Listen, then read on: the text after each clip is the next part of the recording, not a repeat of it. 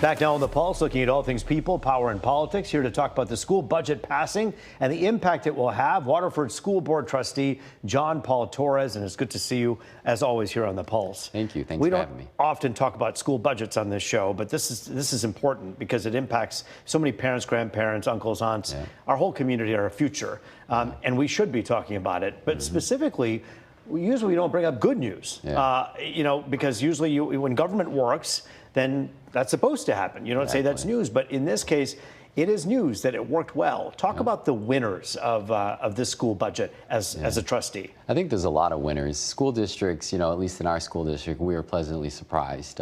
We're seeing about a $442 increase in per pupil funding. So that's the amount of money that goes to each student that we get from the state for each student. It's going from about $9,600 to a little over $10,000. And then we're seeing categorical increases.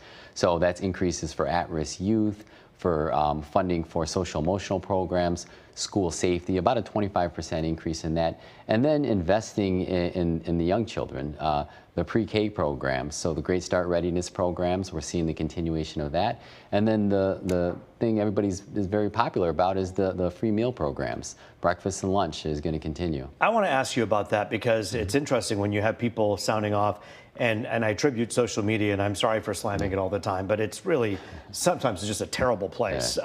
Could you imagine if there was an actual place that was social media? You walked in, you go, this is the world. But people say things like, kids don't need these free meals. Not all kids should be getting them.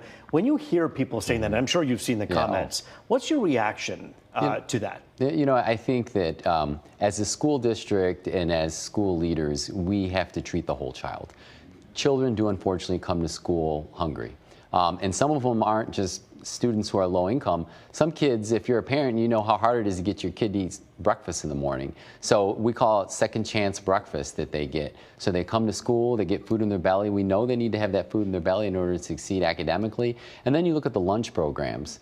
If a kid who is less fortunate is getting a free lunch, he's not being separated from other students.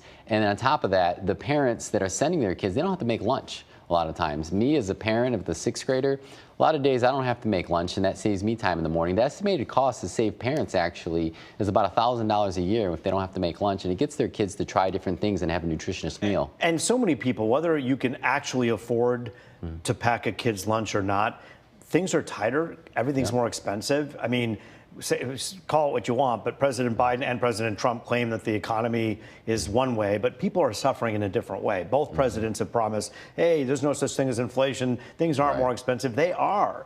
I do want to ask you, I found that point very interesting, that the kids who would get the free meals would feel like they were separated from the other kids. Talk about what that looks like in a lunchroom. Well, I think it has a psychological aspect to it that we all remember from when we were kids. We all kind of knew the kids that were free and reduced lunch. And, they were separated, they were on a list. So we don't see that anymore with these universal programs. And so it serves that purpose, and then it serves the purpose of being able to feed all, because it's a win-win for everybody. When you say that the school aid budget went up more than $400, roughly $9,600 to more than $10,000, break down what that means when it comes to the classroom. Like, what kinds of things are we talking about? So that's looking at curriculum, that's looking at teachers. So we see that all the time, where we see teachers who have too many kids in the classroom, right? That's going to allow us to hire more teachers. But then we got to look at those categoricals, because it all plays in. The categoricals are going to help us with the at-risk students. The funding for social emotional needs, the children who may be having social emotional problems, so it's more school counselors, all those kinds of things. So there's a lot of differences, but that school aid fund is coveted, those dollars, that $10,000 roughly, because we can only use that for the classroom. We can't use it for anything else.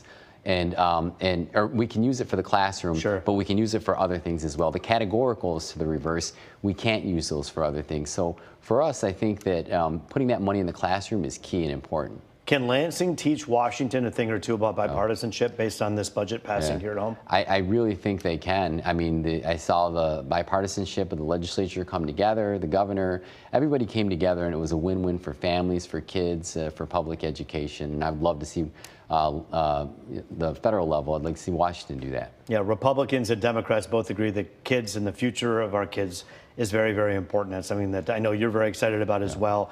It's so good to see you, John Paul Torres, Waterford School Board trustee. Always great to have you on the Pulse. you. Come back again and talk to us. Appreciate it. The real effects of policy hitting right here at the classroom at home. Good stuff. We're turning now, though, back to the somber anniversary of Hamas attacking Israel after the break.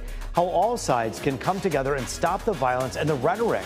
You're watching The Pulse on Fox 2.